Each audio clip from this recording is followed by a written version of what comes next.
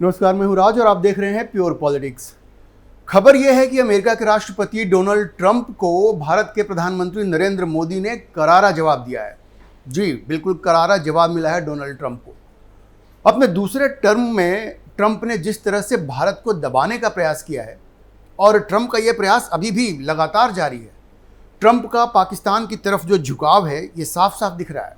वही पाकिस्तान जिसने अपने घर में ओसामा बिन लादेन जैसे कुख्यात आतंकवादी को छुपा रखा था, और पाकिस्तान के जिहादी आर्मी चीफ आसिम मुनीर को इतनी इज्जत जो अमेरिका बख्श रहा है, ये सारी दुनिया देख रही है। और ये वही आसिम मुनीर है जिसने हिंदुओं के खिलाफ जो जहरीला भाषण दिया था, जिसके बाद पहलगाम में वो आतंकी घटना हुई जिसमें हिंदुओं को चुन चुन कर उनका धर्म पूछ पूछ कर गोली मारी गई। वो अब अमेरिका के लिए बड़े प्यारे हो गए हैं। और देखिए, अमेरिका की जो खुफिया एजेंसीज है उनको ये सब मालूम है, क्योंकि ये पाकिस्तान क्या है। देखिए, पाकिस्तान अमेरिका के लिए वही रोल प्ले करता है जो रोल कोई छोटा मोटा अपराधी या गुंडा किस्म का अपराधी वो किसी बड़े गैंगस्टर के लिए प्ले करता है। तो आप समझिए कि अमेरिका दुनिया का गैंगस्टर है और पाकिस्तान उसका वो छोटा मोटा गुंडा है जो उसके कहने पर कुछ भी कर सकता है। अब आपको याद होगा कि पाकिस्तान के रक्षा मंत्री ख्वाजा आसिफ ने क्या कहा था जब एक इंटरव्यू में उनसे पूछा गया कि आपने तो आतंकवाद को काफ़ी बढ़ावा दिया है। तो ख्वाजा आसिफ ने कहा कि ये सब उसने अमेरिका के इशारे पर किया। 30 साल तक उसने अमेरिका के इशारे पर ये डर्टी वर्क किया, ये गंदा काम। ये माना ख्वाजा आसिफ ने कि पाकिस्तान ने इस तरह का गंदा काम किया है, लेकिन उसने ये सब अमेरिका के लिए कहा। यही बात मैं आपको बता रहा हूँ कि अमेरिका जैसे एक बहुत बड़ा गैंगस्टर है और पाकिस्तान उसका एक छोटा मोटा गुंडा है जो उसके इशारे पर काम करता है। और देखिए, जब कोई गैंगस्टर ये देखता है कि उसका कोई ये जो छोटा मोटा जो गुंडा है वो जब मुश्किल में पड़ जाता है तो उसे बचाता भी है। जैसे पाकिस्तान अभी मुश्किल में पड़ गया था जब भारत ने ऑपरेशन सिंदूर लॉन्च करके उसके 11 मिलिट्री एयरबेस को बर्बाद कर दिया और 17 से ज़्यादा आतंकियों के ढांचे को जहां पे वो ट्रेनिंग दिया करते थे उसको बर्बाद कर दिया, जिसमें मसूद अजहर के भी 10 से ज़्यादा करीबी लोग मारे गए। और 10 मई की सुबह में जिस तरह से उसके एयर डिफेंस को पंगु बना दिया HQ-9 और HQ-16 को, उसके बाद पाकिस्तान बिल्कुल इस स्थिति में नहीं था कि वो अपने आप को बचा पाता या भारत के ऊपर आक्रमण कर पाता। और एक तरह से वो हार की कगार पर खड़ा था। और जब पाकिस्तान हार की कगार पर खड़ा था तो अमेरिका उसे बचाने के लिए बेचैन हो गया। JD वैंस से लेकर के मार्को रूबियो तक सब लोग भारत के साथ वो फ़ोन खड़काना उन्होंने शुरू कर दिया। किसी ने जयशंकर से बात की, किसी ने नरेंद्र मोदी से बात की, और पाकिस्तान ने खुद वहाँ के DGMO ने फ़ोन करके भारत के DGMO से बातचीत किया। और तब जा कर के ये भारत ने ये सीज फायर को एक्सेप्ट किया और ये जा कर के सीज फायर हुआ। लेकिन आपने देखा जिस तरह से अमेरिका बेचैन हो गया पाकिस्तान को बचाने के लिए, तो बिल्कुल वही इक्वेशन है। और जैसा पाकिस्तान के रक्षा मंत्री ने कहा कि वो आज तक जो भी उसने आतंकवाद फैलाया है दुनिया में या आतंकवादियों को अपने यहाँ पनाह दी है तो अमेरिका के इशारे पर ही किया है। ये और बात है कि इसमें अमेरिका को भी नुकसान हुआ है, क्योंकि उसने फिर ओसामा बिन लादेन को भी अपने यहाँ पनाह दिया, जिसको बाद में अमेरिका ने खोज करके एबटाबाद में जा करके उसको मारा अमेरिका ने। और ट्रंप का ये जो पाकिस्तान प्रेम है उसके बारे में एक और नई बात सामने आई है। जो क्रिप्टो डील है, जो WLFI जो अमेरिकन कंपनी है, उसमें ट्रंप के परिवार वालों का 60% शेयर है। और जो PCC है जो पाकिस्तान ने 1 महीने पहले बनाया था, उन दोनों के बीच में ये जो डील हुई है इसमें पाकिस्तान के प्रधानमंत्री शहबाज शरीफ और आसिम मुनीर, इन दोनों का बड़ा हाथ रहा है। उन लोगों ने ये डील तब किया है जब पाकिस्तान में क्रिप्टो करेंसी बैन है। मतलब ट्रंप को खुश करने के लिए उन लोगों ने अपने ही देश के नियम कानून की धज्जियां उड़ा दी, क्योंकि स्टेट बैंक ऑफ पाकिस्तान से जब पूछा गया तो उसने कहा भाई हमारे यहाँ तो क्रिप्टो करेंसी बैन है। फिर भी शहबाज शरीफ और आसिम मुनीर ने ट्रंप को खुश करने के लिए ये क्रिप्टो डील करवाई है, और जिसके बाद से ट्रंप के रुख में एक साफ साफ चेंज दिख रहा है। और मजे की बात यह है कि एक तरफ ट्रंप आतंकी पाकिस्तान को गले लगा रहा था, तो वहीं दूसरी ओर भारत के ऊपर इस बात का दबाव भी बना रहा था कि वो उसका 5th generation fighter aircraft F-35 भी खरीदे। ये भारत के ऊपर उसने ज़बरदस्त दबाव बनाया। भारत के ऊपर ट्रंप ये दबाव तब से बना रहे हैं जब प्रधानमंत्री मोदी अमेरिका उनसे मिलने मार्च में गए थे। उसके बाद अमेरिका के उपराष्ट्रपति JD वैंस ने भी ये दबाव बनाया था जब वो भारत आए थे। लेकिन जैसा मैंने आपको एक पिछले अंक में ही बताया था कि भारत के अंदर ये मांग तेजी से उठ रही थी कि भारत को किसी भी हाल में अमेरिका से F-35 नहीं खरीदनी चाहिए। खास करके तब जब ट्रंप पूरी तरह से आतंकी पाकिस्तान को सपोर्ट कर रहे हैं। तो हमें भी ये बताना चाहिए ट्रंप को कि भाई आपकी मनमानी नहीं चलेगी, और ये पर्सनल बिजनेस इंटरेस्ट की वजह से आप ये पाकिस्तान की आतंकी गतिविधियों को जो आप नज़रअंदाज कर रहे हैं, तो भारत इसको इग्नोर नहीं कर सकता और आपको इसकी कीमत चुकानी पड़ेगी। और अब खबर ये आ रही है कि भारत ने मन बना लिया है कि वो F-35 तो बिल्कुल नहीं खरीदेगा, और उसकी जगह भारत इस बात पर विचार कर रहा है कि जो रूसी 5th जनरेशन एयरक्राफ्ट है Su-57E, वो भारत में ही मेक इन इंडिया प्रोग्राम के तहत वो बनाया जाएगा। मैं आपको विस्तार से बताऊंगा कि भारत क्यों F-35 को रिजेक्ट करके Su-57E को भारत में बनाने पर विचार कर रहा है। अब पहले तो मैं आपको यह बताता हूं कि F-35 क्यों किसी भी एंगल से भारत के लिए उपयुक्त नहीं है। देखिए, पहली बात तो यह है कि अमेरिका उसके साथ बहुत सारे कंडीशंस लगाता है। दुनिया में जिस किसी भी देश को उसने F-35 दिया है, उसके ऊपर बहुत सारे कंडीशंस लगाया है। टू मेनी स्ट्रिंग्स अटैच्ड है F-35 के साथ। उसकी कांस्टेंट मॉनिटरिंग होगी, वो कहाँ जा रहा है, किस मिशन पे जा रहा है, आपको सब कुछ बताना होगा। तो ये भारत के लिए किसी भी एंगल से सही नहीं होगा। दूसरे जो MDU होता है, मिशन डेटा अपलोड, जैसे आप किसी मिशन पे जा रहे हैं, पाकिस्तान में आप किसी मिशन पे जा रहे हैं, किसी आतंकी ढांचे को आपको नष्ट करना है या किसी मिलिट्री एयर बेस को आपको बर्बाद करना है, तो जो मिशन का जो डेटा होगा वो आपको जो अपलोड करना होगा वो अमेरिकन सर्वर पे अपलोड होगा। आप समझिए, अमेरिका को इस बात की पूरी जानकारी होगी कि आप क्या करने जा रहे हैं, आपकी मंशा क्या है। तो ये भारत के लिए किसी भी एंगल से भारत इसको एक्सेप्ट नहीं कर सकता। तीसरी चीज ये है कि F-35 के लिए अमेरिका सोर्स कोड भारत को कभी नहीं देगा। उसने किसी को नहीं दिया है, उसने इजराइल को भी नहीं दिया है। और अगर आपको सोर्स कोड नहीं मिलेगा तो भारत के जो अपने वेपन्स हैं वो आप उस पर नहीं लगा सकते हैं, चाहे वो भारत के वेपन्स हो या आपने कोई और वेपन लिया है तो आप F-35 में वो नहीं लगा सकते। जैसे भारत के पास अस्त्र 1 है, अस्त्र 2 है, जो BVR मिसाइल्स है, बियॉन्ड विजुअल रेंज की मिसाइल्स है, या रुद्रम है जो एंटी रेडिएशन मिसाइल है। तो ये सब आप नहीं लगा पाएंगे क्योंकि अमेरिका कभी आपके साथ सोर्स कोड शेयर नहीं करेगा। एक और जो सबसे बड़ी प्रॉब्लम है F-35 के साथ, वो है किल स्विच की प्रॉब्लम। अब यूरोप में इस बात पे बड़ी चर्चा होती है, हालांकि लॉकहीड मार्टिन कभी एग्री नहीं करता इस पे, लेकिन ये कहा जाता है कि F-35 में किल स्विच है। मतलब अगर वो किसी मिशन पे है F-35 तो अमेरिका बीच में ही उसको रोक सकता है, उस पूरे मिशन को अबॉर्ट कर सकता है। जैसा मैंने आपको कहा, लॉकहीड मार्टिन इस बात को एक्सेप्ट नहीं करती है, लेकिन अगर चर्चा हो रही है तो कोई बात तो जरूर है, तभी तो इस पर चर्चा हो रही है।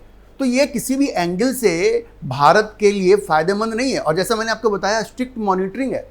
पाकिस्तान को जो F-16 दिया है अमेरिका ने, आपको पता होगा वहाँ पे एक लॉकहीड मार्टिन की टीम होती है जो हमेशा मॉनिटर करती है कि F-16 का किस तरह से इस्तेमाल हो रहा है। तो इतने सारे कंडीशंस के साथ तो F-35 किसी भी तरह से भारत के लिए उपयुक्त नहीं है। अच्छा, भारत को छोड़िए, खबर तो ये भी है कि अब US एयरफोर्स भी F-35 को लेकर इतना उत्साहित नहीं है और वो अपना ऑर्डर कम करती जा रही है।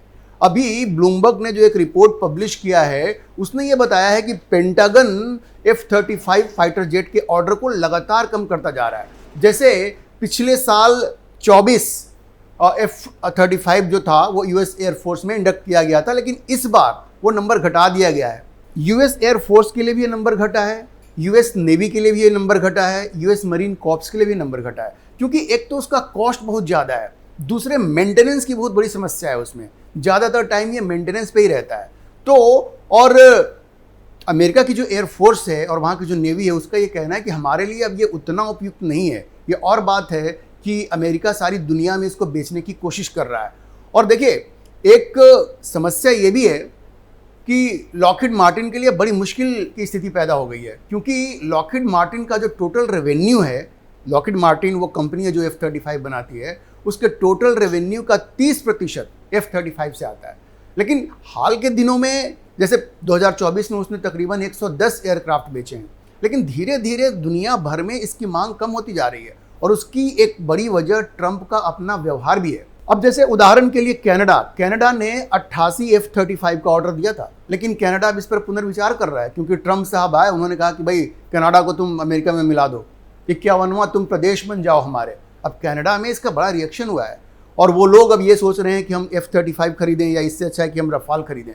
तो चारों तरफ से, और यूरोप में भी जिस तरह से यूक्रेन युद्ध पे ट्रंप ने अपना व्यवहार दिखाया है और पीछे हटते रहे हैं, व्लादिमीर पुतिन को सपोर्ट करते रहे हैं, उसको भी लेकर के यूरोप में जितने इनके सहयोगी हैं जो F-35 खरीदने वाले थे, वो भी अब पीछे हट रहे हैं। वो भी कह रहे हैं कि हम F-35 नहीं खरीदेंगे। ऐसी स्थिति में भारत के लिए तो कुछ बनता ही नहीं है, भारत के लिए तो बिल्कुल भी ये उपयुक्त नहीं है। अच्छा, अब मैं आपको ये बताता हूं कि भारत क्यों ये जो रूस का जो ऑफर है Su-57E उसको गंभीरता से विचार कर रहा है। पहले तो आप ये समझिए कि भारत को 5th जनरेशन फाइटर एयरक्राफ्ट की जरूरत है। वो इसलिए है क्योंकि भारत का जो नेबरहुड है उसमें 5th जनरेशन एयरक्राफ्ट आ चुका है। चीन के पास लगभग 300 J-20 है जो 5th जनरेशन का एयरक्राफ्ट है, और भारत का अपना जो 5th जनरेशन का जो प्रोग्राम है एमका, एडवांस मीडियम कॉम्बैट एयरक्राफ्ट, जो 5th जनरेशन का एयरक्राफ्ट होगा उसको आने में अभी 10 साल लगेंगे। और देखिए चीन क्या कर रहा है कि उसका जो FC-31 जो था, जो हालांकि चीन की एयरफोर्स में नहीं है, वो एक तरह से आप समझिए कि सब स्टैंडर्ड वर्जन है, उसको वो J-35 बना करके पाकिस्तान को दे रहा है। तो चूंकि अब पाकिस्तान के पास ही 5th जनरेशन फाइटर एयरक्राफ्ट होगा, चीन के पास पहले से है, तो भारत को भी इस पर गंभीरता से विचार करना होगा और कुछ ना कुछ करना होगा। क्योंकि ऐसी खबर आ रही है कि चीन 50% डिस्काउंट पर ये J-35 पाकिस्तान को देने जा रहा है, और अगले इस साल के अंत तक पाकिस्तान के पास शायद वो 5th जनरेशन एयरक्राफ्ट आ जाए। तो वैसे में भारत के पास भी होना चाहिए। अब चूंकि F-35 ऑप्शन नहीं है, तो रूस ने इस बार जो ऑफर दिया है वो जबरदस्त ऑफर है Su-57E का। मैं आपको बता दूं कि पहले भारत और रूस मिल करके इसको डेवलप कर रहे थे, लेकिन भारत बाद में इससे पीछे हट गया क्योंकि उस वक्त रूस भारत को टेक्नोलॉजी ट्रांसफर करने के पक्ष में नहीं था और सोर्स कोड भी नहीं देना चाहता था उसका। और इसका ये तो वैसे स्टील्थ एयरक्राफ्ट है, लेकिन इसका जो RCS है, रडार क्रॉस सेक्शन है, वो इतना कम नहीं है, पूरी तरह से स्टील्थ नहीं है। तो टेक्निकल रीजंस पे भी भारत इससे बाहर निकल गया था, लेकिन मेन वजह ये थी कि उस वक्त रूस भारत को टेक्नोलॉजी ट्रांसफर नहीं करना चाहता था, सोर्स कोड शेयर नहीं करना चाहता था। लेकिन इस बार रूस ने भारत को जबरदस्त ऑफर दिया है, वो पूरी तरह से टेक्नोलॉजी ट्रांसफर करने के लिए तैयार है, सोर्स कोड भी देने को तैयार है। सोर्स कोड देने का मतलब ये हुआ कि पूरे एयरक्राफ्ट पर भारत का कंट्रोल होगा, भारत अपने मिसाइल्स लगा पाएगा उसमें, अस्त्रा-1, अस्त्रा-2 या रुद्रम, जो भी मिसाइल्स हैं भारत लगाना चाहे वो लगा सकता है।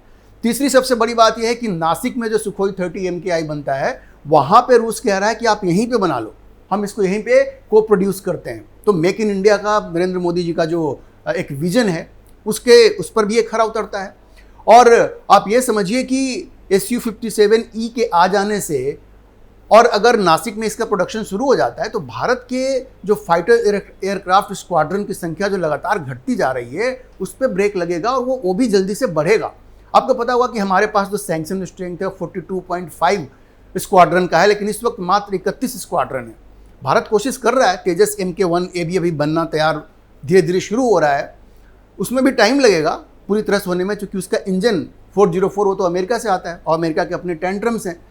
तो इन सारी चीज़ों को देखते हुए भारत के सामने एक बढ़िया ऑप्शन मिला है सुखोई 57E का, और अभी जो मीडिया में खबर आ रही है कि भारत सरकार इस पर गंभीरता से विचार कर रही है और आने वाले कुछ समय में आपको इस बारे में कोई अच्छी सूचना मिल सकती है। एक बात मैं आपको बता दूं कि पिछले 10 साल में चीन ने 435 नए फाइटर जेट अपनी एयरफोर्स में शामिल किया है, लेकिन इसी दरमियान भारत को 151 जो हमारे फाइटर एयरक्राफ्ट हैं वो या तो इसने फेज आउट किया है या उनका नुकसान हुआ है। सिर्फ 36 रफाल हैं जो नरेंद्र मोदी ने 2016 में जिसका ऑर्डर दिया था, और अभी जा करके वो भारत के पास वो पूरी तरह से आ गया है।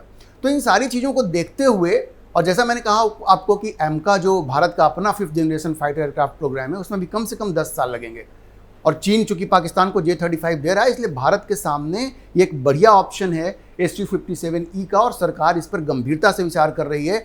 और ये तो एक ज़रूरत है ही, साथ में ये अमेरिका को भी मैसेज जाएगा कि आप ये जो आर्म ट्विस्ट करते हो ना, ये कनपट्टी पे बंदूक रख करके आप कहते हो कि हमसे 5th जनरेशन फाइटर एयरक्राफ्ट खरीद लो, तो ये भारत मानने वाला नहीं है। और भारत अपनी एक स्वतंत्र विदेश नीति भी चलाएगा, अपनी स्वतंत्र रक्षा नीति भी चलाएगा। अगर ये डील फाइनल होती है जिसपे सरकार गंभीरता से विचार कर रही है, तो ये डोनाल्ड ट्रंप के लिए भी एक बहुत बड़ा सबक होगा, उनको एक मैसेज होगा कि आप भारत को झुका नहीं सकते, और कम से कम अभी की जो सरकार है नरेंद्र मोदी की सरकार, वो आपके दबाव के आगे नहीं झुकेगी। हम इस खबर पर नज़र बनाए रखेंगे और आपको अपडेट करते रहेंगे। आप इस बारे में क्या सोचते हैं, अपनी राय कमेंट बॉक्स में जरूर लिखें। अगर आपको ये वीडियो पसंद आया हो तो आप इसे लाइक करें, शेयर करें और हमारे चैनल को सब्सक्राइब जरूर करें।